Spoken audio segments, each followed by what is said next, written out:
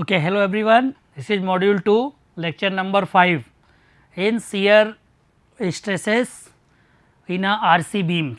Okay.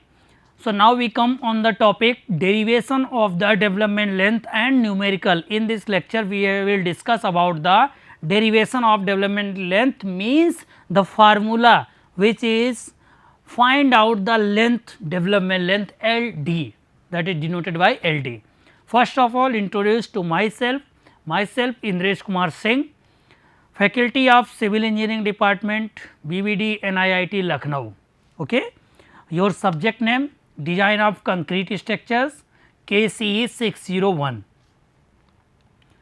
module 2, lecture number 5. In the last lecture, we have discussed about the development length, and this length is come in a tensile reinforcement when we provided this length for the from the critical section, जब इन दोनों के बीच में concrete और reinforcement जो provide करा रहे हैं उनके बीच में जो बॉन्डिंग होती है उसके बेसिस पे हम ये सारी चीज़ें करते हैं। तो अगर यहाँ पर आप ध्यान से देखिएगा कि ये tensile bar at the support flexural tension में दिया गया है, ये कोई बीम है। यहाँ पर अगर मैं कहूँ कि यहाँ पर ये सपोर्ट पे, ये सपोर्ट है, ये बीम है, क्रॉस सेक्शन कट किए, ये कोई बीम हमने प्रोवाइड की है। अब इस बीम में ये देखिए यहाँ तक तो ठीक है, इस साइड वाली ये ठीक है, हमारी रेनफोर्समेंट टेंशन जोन में है। ये जो हमने सपोर्ट पे प्रोवाइड की ए से बी, ठीक है, ये इसकी वैल्यू होती है एल डी, ठीक है, क्रॉस सेक्शन की कहीं पर भी। तो ये हमारी जो आपको रहेगी free body diagram of segment C D. तो कैसे ये हम डिफाइन करेंगे, कैसे हम ये एल डी फार्मूला आएगा वो जानते हैं। तो पूरी कहीं पर भी टेंशन बीम जो रेनफोर्समेंट प्रोवाइड की उसका अगर मैं क्रॉस सेक्शन कट करूं, ये क्रॉस सेक्शन बीम का नहीं है, ये क्रॉस सेक्शन रेनफोर्समेंट का है, टेंशन का। हमने सी डी की जिसकी डिस्टेंस थी डी एक्स, ठीक है, इस पे टेंसाइल फोर्स लग रहा है आपका टी वी और ये टी सी, ठीक है, यहाँ पे टी डी और इस पॉइंट पे टी सी हो रही है। ये देखिए यहाँ पर इस तरीके से शियर जो जनरेट हो रही है, ये स्ट्रेसेस, बॉन्ड स्ट्रेसेस इनको बोलते हैं हम लोग, ये किसके बीच में जनरेट हो रही है? ये आपकी जनरेट हो रही है इस रेनफोर्समेंट और जो कंक्रीट होगी, ठीक है, उनके बीच में जो जनरेट हो रही होगी उसको हम बोलते हैं टाउ बी डी। ये होती है हमारी बॉन्ड स्ट्रेसेस, ठीक है। तो एक सिंपली सपोर्टेड बीम का क्रॉस सेक्शन कट किया, उसमें हमने देखा है टेंसाइल रेनफोर्समेंट प्रोवाइड की गई है। उस रेनफोर्समेंट का एक क्रॉस सेक्शन का वीडियो मैंने बनाया, फ्री बॉडी डायग्राम। यहाँ पर हमने दिखाने की कोशिश की कैसे कि हमारे ये टेंसाइल फोर्सेस लग रहे होंगे और इन पे स्ट्रेसेस जनरेट हो रही है, किसके अगर कंक्रीट और जो इनके दोनों के बीच में बॉन्ड्स हैं। तो अब हम देखते हैं इन दोनों से कैसे हम ये डेवलपमेंट लेंथ को कैलकुलेट करेंगे, ठीक है। ये कैसे कैलकुलेट करेंगे? तो at the face of simple support and the point of inflection in continuous beam, the tensile capacity to develop is normally small, although the rate of change of tensile stress in the bars is high. These bond stresses are designated as flexural bond stresses और इनको हम tension और T सी से और D section पर T D से denote करेंगे, ठीक है। कैसे? देखिए कि जो टेंसाइल फोर्स एट सी है उसको हमने टी सी से डिनोट किया, is greater than at D, T D से हो गया, ठीक है। ये जब दोनों फोर्सेस को हमने डिनोट किया है कहाँ पे, ये देखिए यहाँ पर टी सी और टी डी, हम ये कह रहे हैं कि यहाँ पर जो टेंशन फोर्स होगा वो ज़्यादा होगा इस कंपेयर टू यहाँ पर टी डी, ठीक है। ये चीज़ हम मान के चल रहे हैं। Consider Z is a lever arm. अब ये कहाँ होगी लीवर आर्म? लीवर आर्म जो होगी आपकी वो क्रॉस सेक्शन अगर बीम है तो उसमें जो आपका कंप्रेशन फोर्स होगा और जो टेंशन फोर्स टेंसाइल में होगा न्यूट्रल एक्सिस के ऊपर, इन दोनों के बीच में जो होगी जेड से डिनोट करते हैं, इसको लीवर आर्म बोलते हैं, ठीक है। तो अब जो लीवर आर्म होगा वो मैं ये कह रहा हूँ कि ये जो इस पॉइंट पर अगर आप कहोगे कि लीवर आर्म क्या होगा, ये टेंशन है तो यहाँ कंप्रेशन में होगी, ठीक है। तो इन दोनों के बीच की यहाँ की डिस्टेंस और ये पर यहाँ पर तो जेड तो सेम ही रहेगा, ठीक है। तो ये जो लीवर आर्म है तो दोनों पॉइंट पे जो मूवमेंट फाइंड आउट करोगे तो वो एम सी क्या हो जाएगा टी सी जेड और एम डी क्या हो जाएगा टी डी और जेड, ठीक है। ये बात समझ गए हो। अब ध्यान से देखिए कि अगर मैं T C minus T D करूँ, ठीक है, तो T C minus T D ये क्या होगा, क्योंकि दोनों जो आपकी T C minus T D है आपके क्या हैं, जो आपकी वहाँ पे टेंसाइल फोर्सेस हैं, टेंसाइल स्ट्रेसेस वो हैं, वो क्या होंगी, जो स्ट्रेसेस होंगी इनटू क्रॉस सेक्शनल एरिया होगी उसकी बात करेंगे।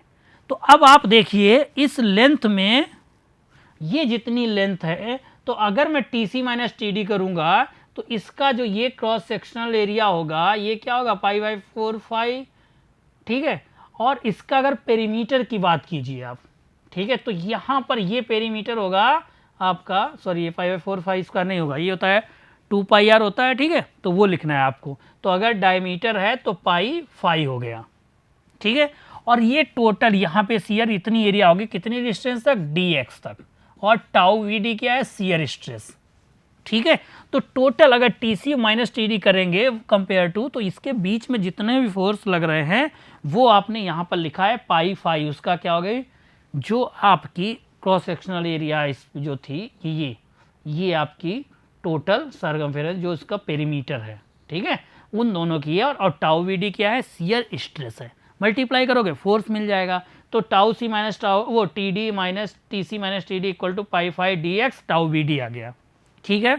अब अगर हम यहाँ से ही M C minus M D करें और जेड अगर उधर आ जाएगा, यहीं पे देखिए M C minus M D, तो क्या आ जाएगा, T C Z minus T D Z, और जेड अगर इधर से डिवाइड कर दे तो क्या आ जाएगा, M C minus M D upon Z equal to T C minus T D. और टी सी और माइनस टी डी की वैल्यू ये हमें पता है, ठीक है, फोर्स की। तो अब ये वैल्यू अगर उठा के रख दोगे तो ये वैल्यू आ गई आपकी M C minus M D Z phi pi phi tau V D D X, क्या है, D X length of cross section, tau V D जो बॉन्ड स्ट्रेस है आपकी, फाई क्या है, डायमीटर ऑफ डेवलपमेंट लेंथ जो हम प्रोवाइड करा रहे हैं उस रेनफोर्समेंट का डाया, फाई कांस्टेंट हो गया, movement at cross section C, movement at cross section D, Z क्या है, लीवर आर्म है।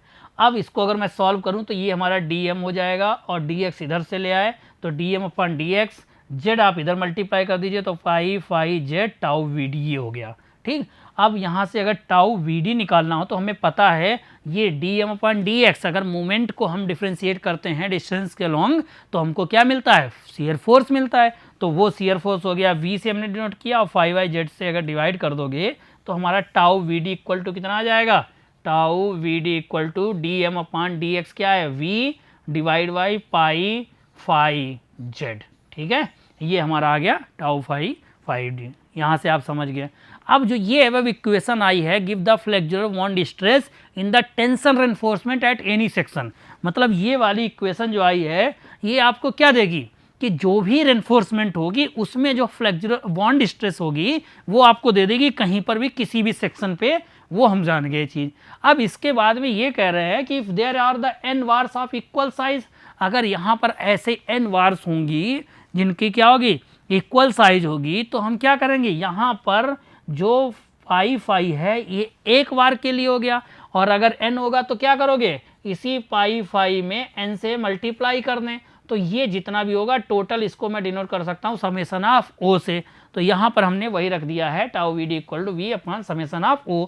अब ये क्या है, N pi phi total perimeter of all bars in tension at the section, किसी भी सेक्शन पे, वहाँ पे ऐसा थोड़ी एक ही बार होगी, देखा होगा आपने क्रॉस सेक्शन अगर ऐसे बनाए तो देखिए अगर टेंशन में यहाँ पर वार है तो ये देखिए 3 बार हो गई, तो कितनी भी वार हो, ठीक है, उसकी बात कर रहे हैं, सबका पेरीमीटर ले रहे हैं। तो अब देखिए कि अब इनका हम क्या रख सकते हैं, एन पाई फाई ये हो गया, और टाउ वी डी हमारा क्या था, ये हमारी नॉमिनल शियर स्ट्रेस थी। एल डी जो टोटल लेंथ जो हम एक्स कर रहे थे, डी एक्स रख रहे थे, तो अब हम क्या ले लें, इसमें कह रहे हैं डी एक्स की जगह पे एल डी लिख रहे हैं, ठीक है। देखिए यहाँ पर जब डी एक्स रख रहे थे आप इसकी लेंथ को, तो आपने देखा था कि हमने कितनी वैल्यू फोर्स की रखी थी, pi phi D X tau B D, ये टोटल टेंसाइल फोर्स था। अगर मैं इसी को बात कर रहा हूँ यहाँ पर यहाँ पर मैंने बात की है कि अगर मैं एन वार्स हैं जो इनका सबका इक्वल डायमीटर है तो N pi phi L D length of development into tau V D, ये जो बॉन्ड स्ट्रेस का जो बॉन्ड फोर्स जनरेट हुआ जितनी भी वार्स हैं वो इतना हो गया। और ये किसके इक्वल होगा, जितनी भी स्ट्रेस अगर जो रेनफोर्समेंट प्रोवाइड करा रहे हो उसकी स्ट्रेस के इक्वल ही तो रहेगा, ठीक है। तो वो stress into A S T, अब A S T into sigma S हो गया, और सिग्मा एस जो होता है जो आपकी स्ट्रेस है वो हम इसमें लेते हैं 0.87 एफ वाई, ठीक है, डिजाइन के लिए ये चीज लेते। तो ये इक्वेशन आपको इक्वल में मिली। अब अगर इसको मैं सॉल्व करूंगा तो यहाँ से टाउ वी डी हमारा आ जाएगा 0.